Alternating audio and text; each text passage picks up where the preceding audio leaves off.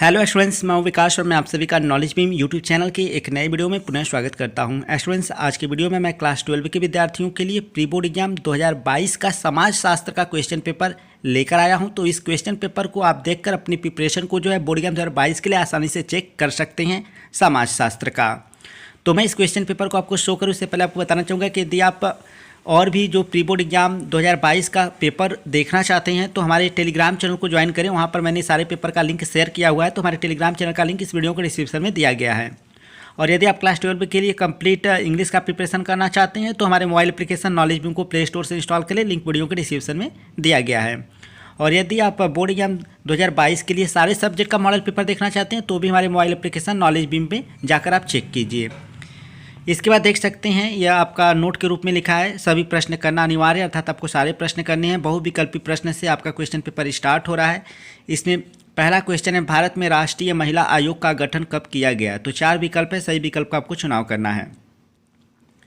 इसके बाद आपका दूसरा प्रश्न है, राष्ट्रीय एकीकरण में बाधक तत्व है तो कौन है? आपको यही फाइंड आउट करना है। इसके बाद तीसरा प्रश्न है, इंडियन विलेज पुस्तक के लेखक का नाम क्या है? इसका चौथा प्रश्न आपका है, भारत में पंचायत राज व्यवस्था की कौन सी व्यवस्था लागू है?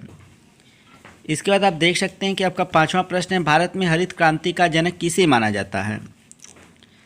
इसके बाद आगे बढ़ते हैं तो क्वेश्चन नंबर 6 से देख सकते हैं, कह रहा है कि भारत सरकार का कार्यक्रम जो रोजगार एवं स्वरोजगार को संभव बनाने का नीतिगत प्रयास है, तो क्या है? आपको फाइंड आउट करना है। इसके बाद आपका सातवां प्रश्न है, नक्सली आंदोलन कहाँ से प्रारंभ हुआ था?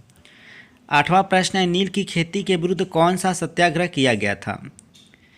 इसके बाद आपका 9वां प्रश्न है, मजदूर संघ की स्थापना किसने की? क्वेश्चन नंबर 10 है, किस परिवार में सत्ता सबसे अधिक आयु के पुरुष के हाथ में होती है? इसके बाद आपका अति लघु उत्तरीय प्रश्न जो है वह स्टार्ट हो रहा है, जिसमें कि हर एक प्रश्न आपका 3 अंक का है, लगभग उत्तर आपको 25 शब्दों में लिखना है। तो क्वेश्चन नंबर 11 है, कास्ट इन इंडिया पुस्तक के लेखक का नाम लिखिए। क्वेश्चन नंबर 12 है, ब्रह्म समाज की स्थापना क्यों और किसके द्वारा की गई? क्वेश्चन नंबर 13 है, सांप्रदायिक निवारण के लिए सुझाव दीजिए। क्वेश्चन नंबर 18 है, सर्वेक्षण प्रणाली के प्रमुख आधारों का उल्लेख कीजिए। इसके बाद क्वेश्चन नंबर आपका 15 है, श्रीनिवास ने अस्पृश्यों के सांस्कृतिकरण के बारे में क्या कहा?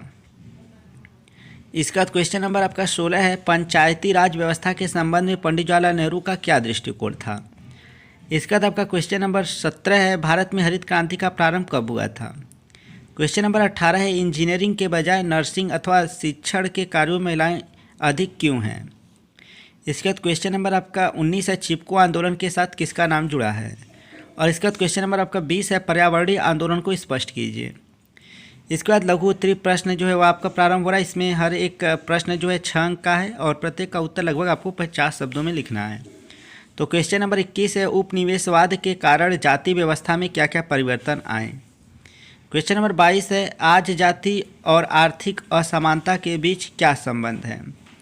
क्वेश्चन नंबर 23 है, क्षेत्रवाद क्या होता है? आमतौर पर यह किन कारकों पर आधारित होता है? इसके बाद आप देख सकते हैं क्वेश्चन नंबर 24 है, ग्रामीणों की आवाज़ को सामने लाने में 73वां संविधान संशोधन अत्यंत महत्वपूर्ण है, चर्चा कीजिए।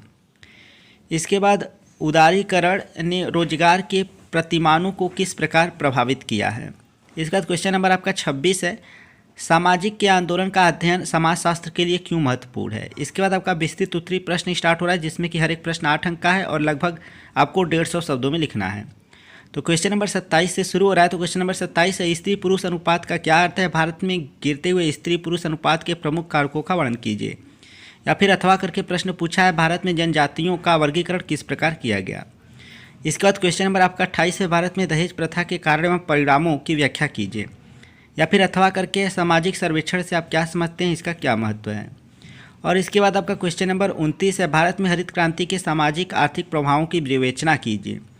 और अथवा करके इसमें प्रश्न है आपका, भारत में 73वें संविधान संशोधन से पंचायती राज व्यवस्था में क्या परिवर्तन किए गए हैं?